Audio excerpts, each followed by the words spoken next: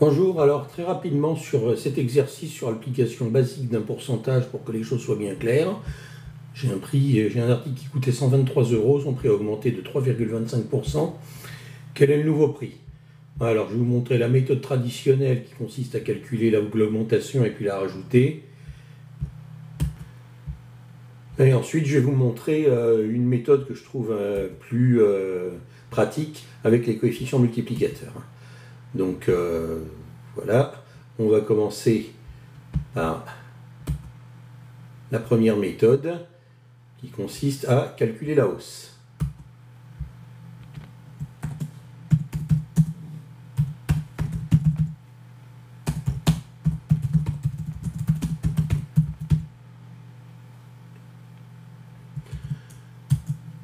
Alors, il faut calculer combien ça fait 3,25% de 123. Pour cela, on remet 3,25% en notation décimale.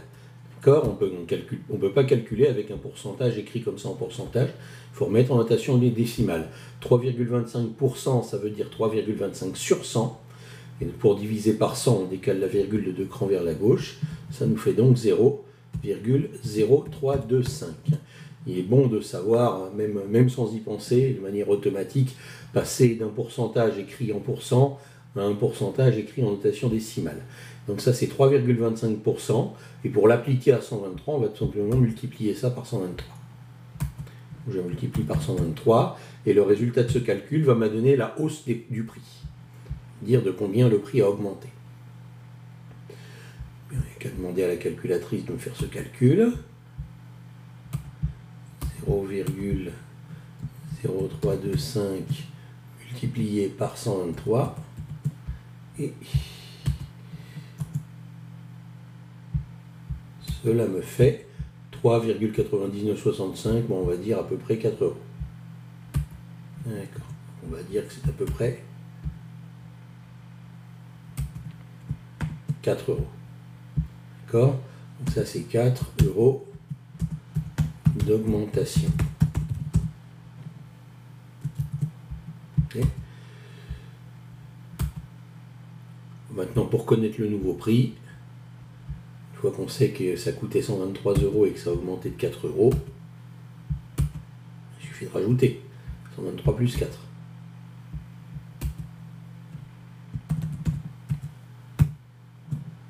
Et ça fait 127 €.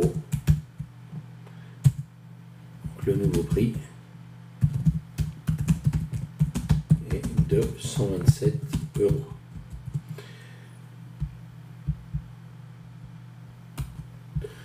Maintenant, la deuxième méthode, que je trouve beaucoup plus pratique et beaucoup plus formatrice, consiste à se servir des coefficients multiplicateurs.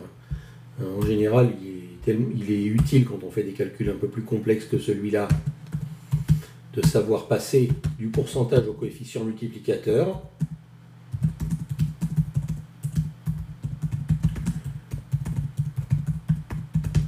D'accord ? Donc, toute occasion qu'on a pour s'exercer pour le faire est très bonne. D'accord ? Donc le coefficient multiplicateur, c'est le nombre par lequel on multiplie 123 pour le faire augmenter de 3,25%. Et pour passer du pourcentage au coefficient multiplicateur, j'avais déjà fait une vidéo là-dessus.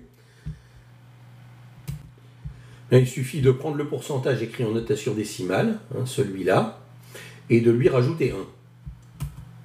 Donc le coefficient multiplicateur,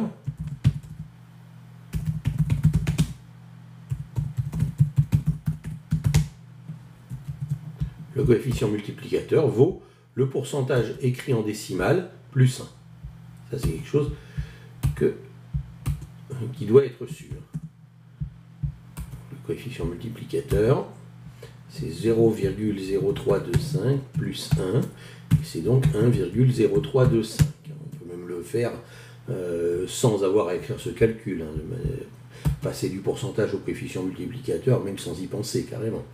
D'accord ? Donc si je multiplie 123 par 1,0325, je vais avoir le nouveau prix directement. Vous allez voir, 123 fois 1,0325, on le à la calculatrice, 123 fois 1,0325. Voilà. 126,99, soit pratiquement 127, donc je retrouve bien la même réponse que par la première méthode. Bon, je vais mettre à peu près égal, 127. Je retrouve bien la même réponse que la première méthode. Je peux répondre de la même manière que le nouveau prix est de 127 €. Donc voilà, vous pouvez appliquer un pourcentage en calculant la hausse ou la baisse, ou alors vous pouvez appliquer un pourcentage en calculant, en passant directement par le coefficient multiplicateur. Et ce qui est pratique, c'est que vous n'avez pas à rajouter après, vous obtenez la réponse tout de suite.